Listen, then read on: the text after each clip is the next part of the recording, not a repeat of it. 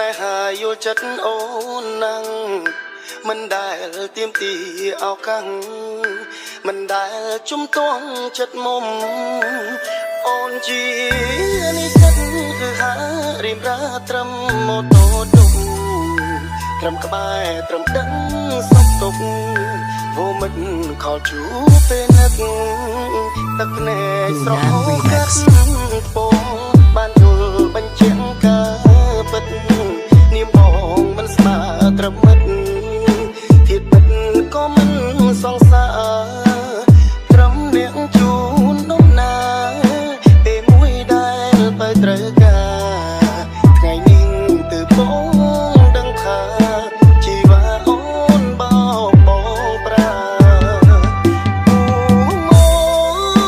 តូដប់ហើយបងមកគេលឺពាក្យនេះមេស្ដាប់ចប់ជុំគៀងបែដូប៉ុន្មានឆ្នាំនេះតើអ្នកណា